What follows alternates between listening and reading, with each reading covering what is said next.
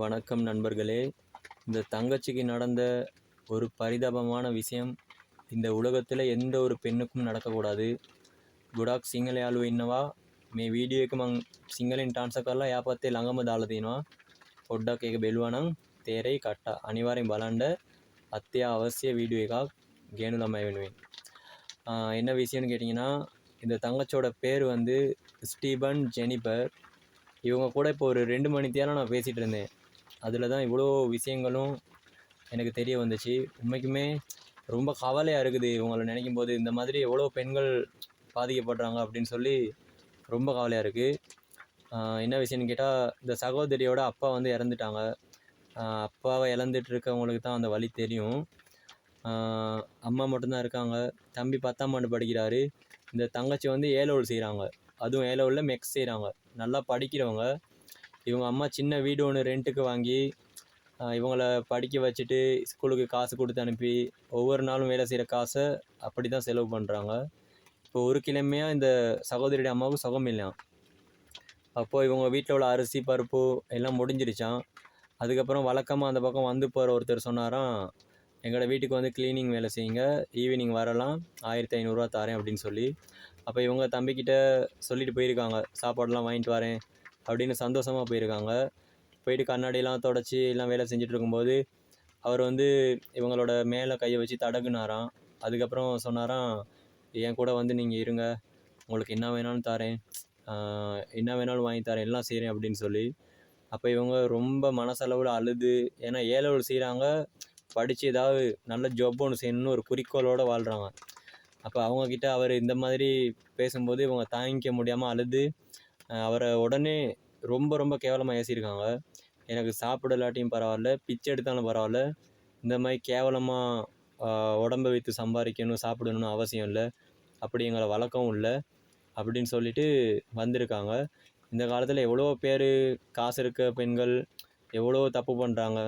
இதே வேற ஒரு பெண்ணாக இருந்தால் இந்த ஒரு விபத்தில் சிக்கி அவங்க வாழ்க்கையே நாசமாக்கியிருப்பாங்க. அதனால் இந்த பெண் வந்து நல்லனால தான் அந்த விஷயத்துலேருந்து கடந்து வந்தாங்க. ரோட்டில் தேம்பி தேம்பி அழுதுகிட்டே வந்தாங்க. நான் ஃபோன் பேசிகிட்டு இருந்தேன் வாகனத்தை நிறுத்திட்டு. அப்போ தான் பார்க்கும்போது பாவமாக இருந்துச்சு. நான் கேட்டேன் போயிட்டு, என்னம்மா ஏன் அழுகுறீங்க அப்படின்னு சொல்லி. உடனே செருப்பை கழட்டிட்டாங்க. அப்போ நான் சொன்னேன், எனக்கு 3 அக்கா இருக்குது, நான் ரொம்ப தூரத்துலேருந்து இந்த பக்கம் வந்திருக்கேன், ஒரு அண்ணவா நினைக்கிறதா இருந்தால் யாருக்கும் பயப்படாமல் என்கிட்ட எல்லா விஷயத்தையும் சொல்லுங்கள், என்ன பிரச்சனை அப்படின்னு கேட்டேன்.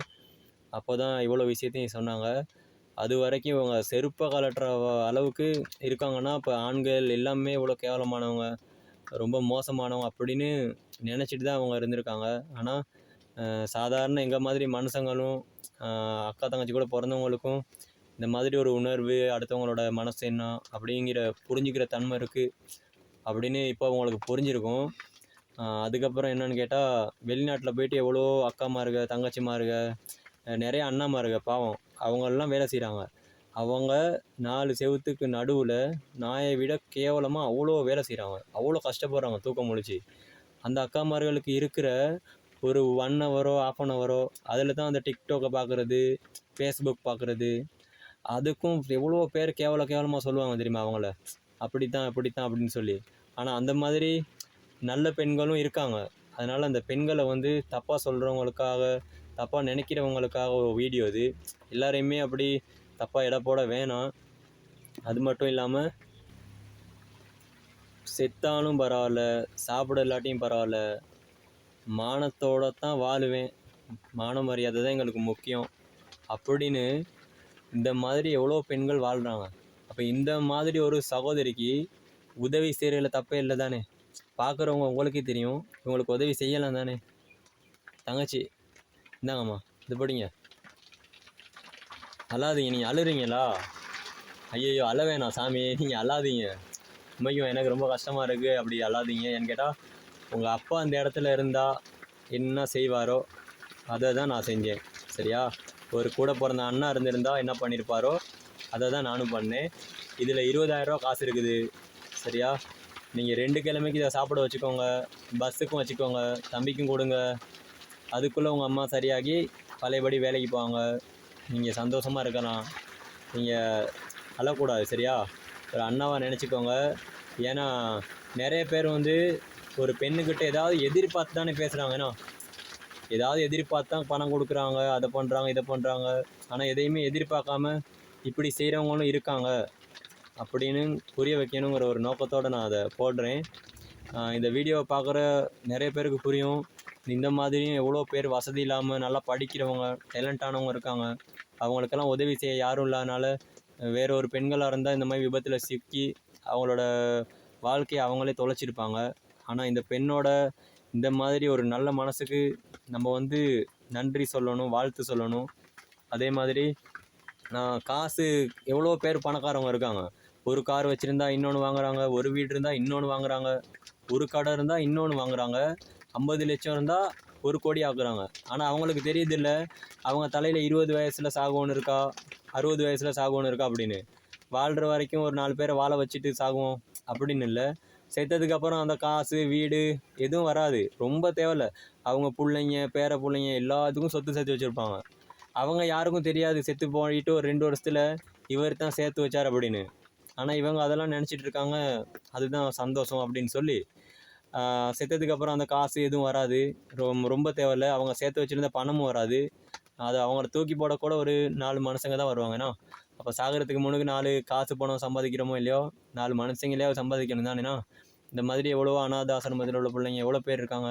அதே மாதிரி ஒரு 5 பேரை நான் பார்த்து அவங்களோட அட்ரஸ் எல்லாம் எழுதி வச்சுருக்கேன். எனக்கு ஆசை என்னோடய சொந்த காசில் நானே வேலை செஞ்சு எல்லாருக்கும் உதவி செய்யணும் அப்படின்னு. அதை தான் நான் இப்போ பண்ணேன். அந்த 5 பேர்த்துக்கும் நான் காசு சேர்த்து பண்ணுவேன். அந்த வீடியோவும் நான் போடுவேன், கட்டாயம் பாருங்கள். அது மட்டும் இல்லாமல் என்னோடய குரு சிஷ்யாங்கிற FB பேஜை வந்து நான் ஃபாலோ பண்ண சொன்னேன். அதாவது என்னோடய முதல் வீடியோ வந்து 60,000 பேருக்கு மேலே பார்த்துருந்தாங்க. அப்போது ஒரு முஸ்லீம் சகோதரி இன்பாக்ஸுக்கு வந்து மெசேஜ் பண்ணியிருந்தாங்க, ப்ரோ நீங்கள் வந்து நல்ல விஷயந்தான் செய்கிறீங்க, அந்த இஸ்லாமிய சகோதரிக்கு வந்து நான் நன்றி சொல்கிறேன் இந்த இடத்துல. உங்கள் மாதிரி ஒருத்தருக்கு வந்து ஃபாலோ பண்ணுறது, உங்கள் வீடியோ ஷேர் பண்ணுறது வந்து நல்ல விஷயந்தான் ப்ரோ, அப்போ தான் நிறைய பேர் திருந்துவாங்க, நல்லது நடக்கும் அப்படின்னு சொன்னாங்க. ஆனால் அந்த சகோதரி யோசிக்கிற அளவுக்கு கூட ஒரு சகோதரர் யோசிக்கலை. அவர் எனக்கு தமிழ் சகோதரர் ஒருத்தர் தான் மெசேஜ் பண்ணியிருந்தார், ஒன்றை ஃபாலோ பண்ணி எங்களுக்கு என்ன கிடைக்கிது, நீ பெரிய இவனா இல்லாட்டி நீ பெரிய இவன் ஆக போறியா அப்படின்னு கேட்டிருந்தாரு. சத்தியமாக நான் பெரிய இவன் ஆகலை ப்ரோ, நீங்கள் வேறு யாரையும் சொல்லி இப்படி கஷ்டப்படுத்தாங்க, அந்த மாதிரி தப்பான தேவையில்லாத வார்த்தையிலெல்லாம் மெசேஜ் பண்ணியிருந்தீங்க, ரொம்ப கஷ்டமாக இருந்துச்சு. எவ்வளோ பேர் ஆபாச வீடியோ தப்பான வீடியோ போடுறாங்க, அவங்கள பார்த்து எல்லாம் லைக் பண்ணுறாங்க, ஃபாலோ பண்ணுறாங்க. ஆனால் என்னோடய வீடியோ 60,000 பேர் பார்த்து ஒரு ஃபாலோங்கிற என்னோடய குரு சிஷ்யாங்கிற பேஜில் அந்த ஃபாலோங்கிற ஒரு பட்டனை டச் பண்ணுறதுக்கு 1 நிமிஷம் போகாது. அதை பண்ண சொன்னதுக்கு இப்படி எனக்கு மெசேஜ் பண்ணியிருந்தார். எனக்கு ரொம்ப கஷ்டமாக இருந்துச்சு. உங்களுக்கு வந்து நான் நல்ல விஷயம் செய்கிறது பிடிச்சிருந்தா நீங்கள் ஃபாலோ பண்ணுங்கள். இதை பார்க்குறவங்க கட்டாயம் ஃபாலோ பண்ணுங்கள். அப்போ தான் நான் போடுற வீடியோ உங்களுக்கு உடனே வரும். இல்லைன்னா நான் வேறு யாருக்காவது அனுப்பி 4 நாளைக்கு அப்புறம் தான் உங்களுக்கு வரும்.